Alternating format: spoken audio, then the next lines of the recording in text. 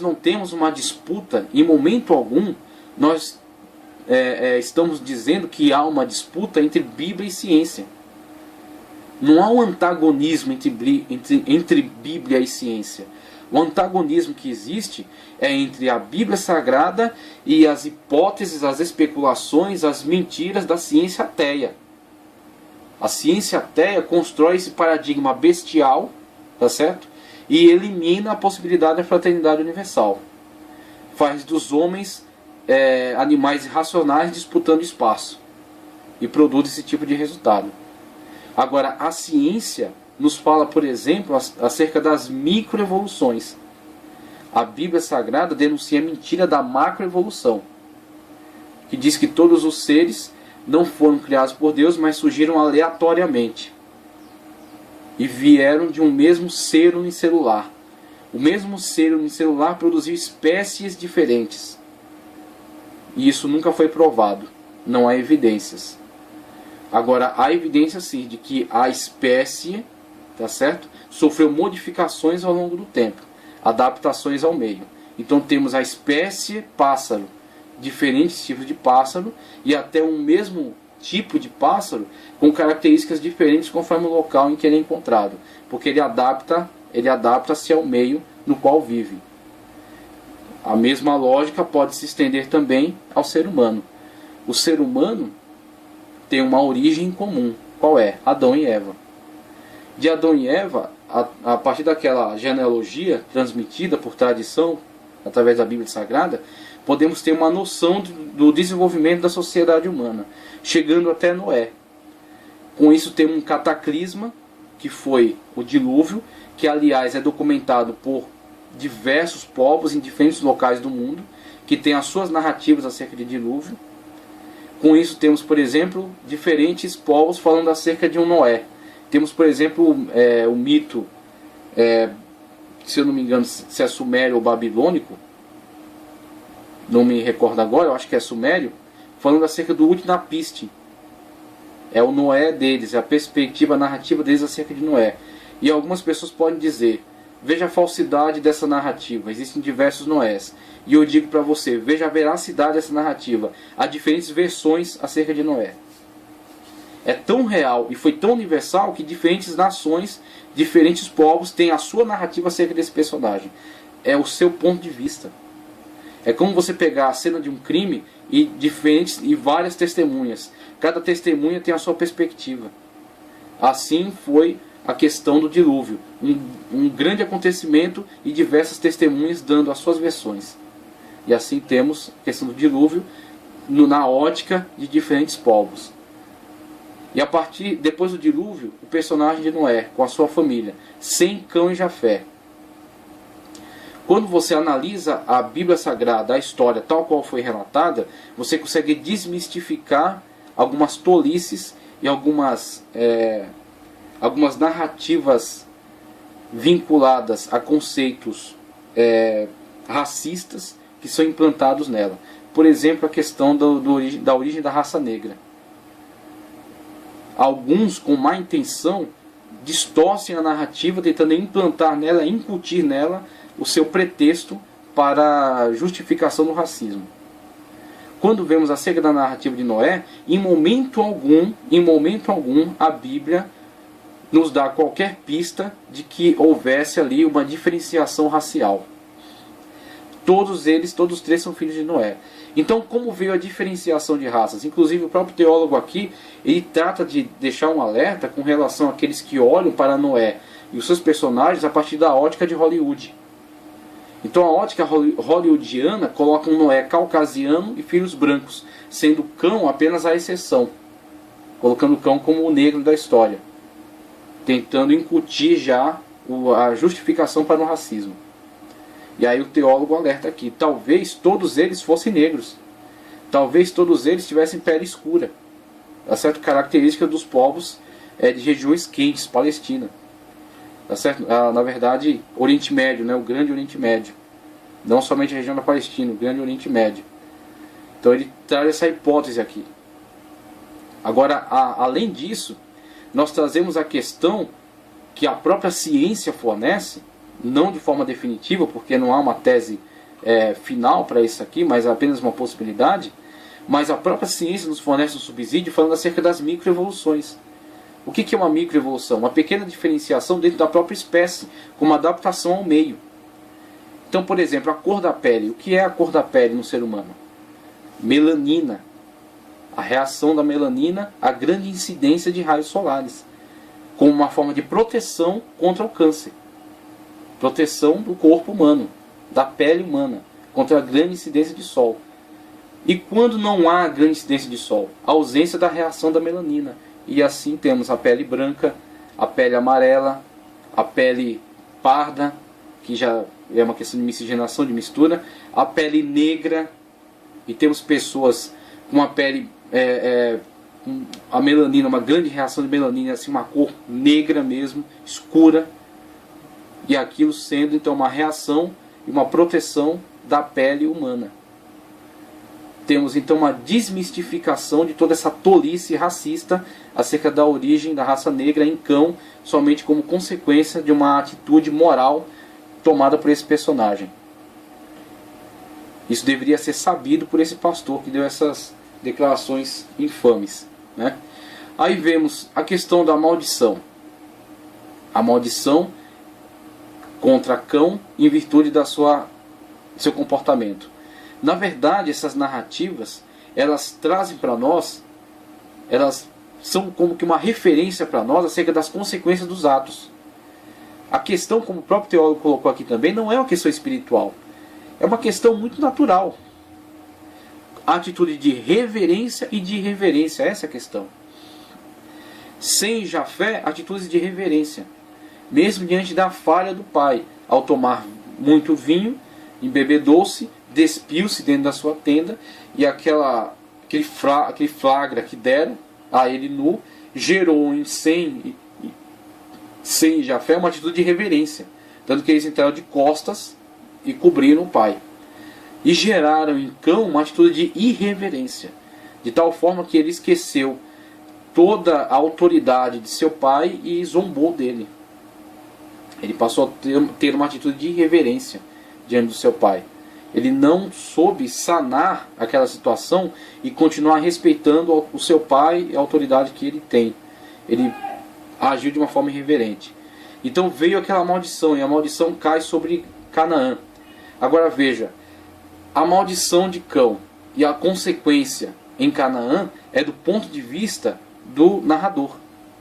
O narrador é Moisés. Muito daquilo que Moisés colocou nas páginas do Pentateuco, Gênesis e a continuação, principalmente Gênesis, onde estão essas narrativas, veio para ele por tradição oral, tá? Veio para ele por tradição oral, veio para ele talvez alguma tradição escrita, muito rara, talvez, tá? Não há evidências, e principalmente revelação. Tradição oral, talvez alguma tradição escrita. Lembre-se de que ele estava sendo preparado para ser, ele era filho da filha de Faraó, tá certo? E ele estava sendo preparado para governo no Egito, para estar pelo menos ao lado do monarca. Então ele tinha acesso a muita informação. Então ele tinha acesso a informação acerca de diversos povos. Então temos tradição oral, temos alguma tradição escrita, mas principalmente revelação. E principalmente em relação às informações que existiam, o que há de verdade nelas. E qual foi a verdadeira narrativa dos fatos. Qual é a verdadeira narrativa, né, a se dar aqueles mitos que havia entre os povos. Então essa orientação que ele forneceu foi o Espírito Santo, que lhe deu a revelação. Então, por revelação, vemos Noé narrar acerca da criação de todas as coisas. Agora, por tradição, ou até por conhecimento dos fatos, vemos Moisés em contato com as consequências da atitude irreverente de Cão. Veja, esses cidadãos que hoje habitam Canaã e a sua devassidão, a devassidão no qual estão atolados, é consequência de uma atitude irreverente tomada lá no seu ancestral. Aquela atitude irreverente foi transmitida por tradição, não é uma questão de maldição hereditária. Não é uma questão espiritual. É uma questão moral. A atitude reverente e a transmissão dessa atitude por tradição. E as consequências que isso gera na atualidade. Veja o resultado. Veja Canaã. Canaã é fruto de uma irreverência, é fruto de uma atitude de falta de respeito, é fruto de uma transmissão dessa atitude para os seus demais. Então temos a questão da maldição, não tem absolutamente nada a ver com a raça negra. Só quem olha com este prisma são pessoas racistas, pessoas que estão deturpando as informações bíblicas. Deturpando. A Bíblia em momento algum apoia, dá referencial a esse tipo de atitude. E pessoas que são do meio evangélico e que chegam ao poder deveriam primeiro se preparar antes de abrir a boca para falar besteira.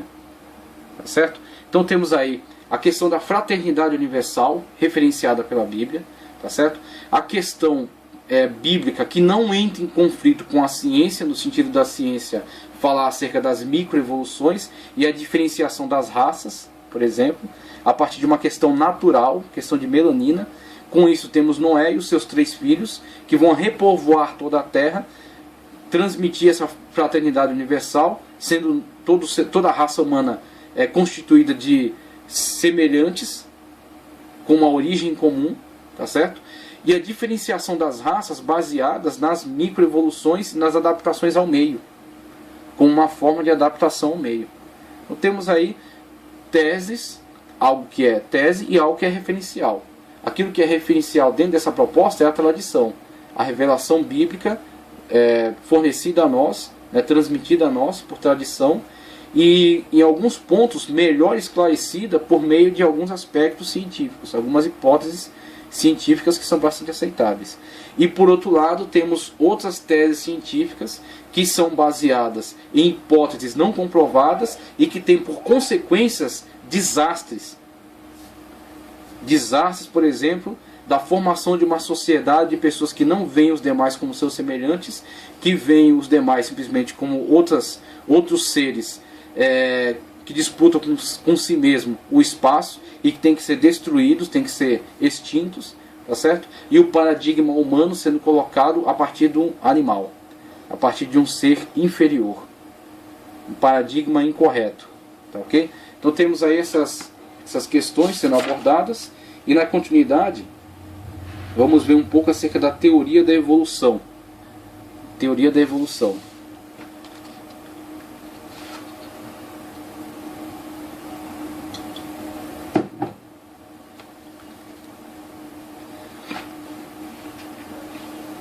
A tradicional teoria da evolução é explicada em 3 áreas básicas. A origem do universo, que explica como, por acaso, o universo veio existir, sem orientação, tá? Por acaso. A origem da primeira vida, que explica como a auto-organização da molécula se tornou em células produtivas. Veja, auto-organização. As moléculas, por uma vontade, não sei de quem, por uma força, não sei da onde, do que, se organizaram, tá certo? E constituíram o primeiro ser vivo, a partir de si mesmas. A origem de novas formas de vida, que trata da seleção natural. Aqui é onde a coisa fica perigosa. Explica como os animais se reproduziram e evoluíram até adquirirem seus atuais aspectos físicos. Em síntese, essas teorias são chamadas de evolução cósmica, evolução química e evolução biológica. A palavra evolução literalmente significa desenvolvimento, desdobramento. Na investigação científica, essa palavra é usada para designar a teoria da ancestralidade comum. Acredita-se que todos os seres vivos evoluíram por processos naturais a partir de formas de vida anteriores e mais simples. A partir de uma ameba, por exemplo, né? A evolução teísta supõe um Deus que deu partida ao processo, ao criar a matéria ou a primeira vida, ou dirigiu o processo. A evolução naturalista acredita que o processo inteiro é natural, inclusive a origem do universo e da primeira vida, por geração espontânea. Agora veja, são hipóteses, tá ok? se não podemos comprovar cientificamente o criacionismo, tá certo? Os relatos bíblicos, se não podemos comprová-los cientificamente, eles pelo menos são uma hipótese. Agora, o evolucionismo, a teoria da evolução, desde seus 3 pontos aqui, como a origem do universo, da primeira vida e a seleção natural, também são hipóteses. E são hipóteses extremamente questionáveis. E vamos ver aqui, não sei se nessa aula, mas na próxima, uma lista gigantesca de pessoas gabaritadas, pessoas com formação em biologia, com formação em antropologia, com formação em biogenética e que são questionadoras da possibilidade da teoria da evolução. Então são pelo menos 2 teorias, são pelo menos 2 hipóteses. Todavia, nos bancos escolares, por causa das classes dominantes que hoje tentam impor esse tipo de conceito científico, desde o início da Idade da Razão, tá certo? Do Iluminismo, a Idade da Razão, o Humanismo, essas lideranças têm povoado aí os governos, têm implantado seu conceito de vida, seu conceito de ciência e têm imposto essas teorias. Sendo assim, a teoria da evolução de Charles Darwin nos bancos escolares e acadêmicos, ela não é só uma teoria, ela é um dogma intocável, como se fosse uma verdade revelada. Então temos aí uma teoria sendo colocada como uma verdade definitiva. E veja quais são as fundamentações dessa teoria. Primeiro, o universo veio do nada. Isso é, conforme outros conceitos próprios da ciência, impossível. Por exemplo, o princípio matemático. Então temos o universo, surgiu do nada, tá certo? Depois da explosão chamada Big Bang, quando toda a matéria estava reunida, acumulada, houve a explosão chamada Big Bang, causada não sei porquê. Houve a expansão do universo. Dessa expansão, a organização dos sistemas, né? As galáxias. E nas galáxias, o sistema solar. E no sistema solar, a Terra. Tá certo? E na Terra, que durante muito tempo foi uma massa incandescente, o esfriamento vem aí depois os grandes oceanos, e nos grandes oceanos o surgimento da vida. E aí temos o segundo ponto, a origem da vida. Como se deu? Ao acaso. Quer dizer, todos os componentes de uma célula, eu não sou médico, tá? Eu não sou biólogo, então eu não sei definir essas coisas com a linguagem que eles empregam. E aliás, eles pensam que por terem todo esse domínio dessa linguagem técnica, eles têm também o domínio da verdade absoluta. Preste atenção, você tem um cérebro, você tem massa cinzenta dentro da sua cabeça. Você não ganha o cérebro quando você entra na faculdade. Você não ganha o cérebro quando você ganha um diploma. Você já o tinha. A diferença é se você usa ou não. Então se você tem um cérebro, você tem massa cinzenta, ponha ela para funcionar e analise essas questões. Analise a partir da sua própria inteligência, não a partir da inteligência dos outros. Você não precisa chamar um especialista para te fazer pensar. Pense por você mesmo. Então, com relação a isso, vejam. Primeiro, o universo surgiu do nada. Depois, a vida nesses grandes oceanos, a célula com seus componentes, o citoplasma, a mitocôndria, tá certo? A membrana, o núcleo, o código genético, tudo isso se reuniu sem orientação e também sem nenhum impulso externo, sem nenhuma inteligência, passou a funcionar. Gerou a primeira molécula de energia. Porque temos ali, mesmo que nós tivéssemos os componentes que fossem gerados, não sei pelo que, mas que se encontrassem no mesmo lugar, como aquilo funciona? Quem deu o primeiro funcionamento? Quem ligou a máquina? Então, não temos explicações, temos somente teorias. A vida surgiu do nada e depois a seleção natural, que é as formas de vida, conforme foram brigando na sua luta pela sobrevivência na seleção natural, os mais fortes extinguiram os mais fracos, ganhando então o direito à vida, o direito à existência. E aí, através desses conceitos, temos a formação dessa teoria. E essa teoria sendo colocada como uma regra absoluta, sendo colocada como um dogma. Então o problema não é existir, o problema é a sua imposição. Ok? Então, damos continuidade a isso na próxima aula.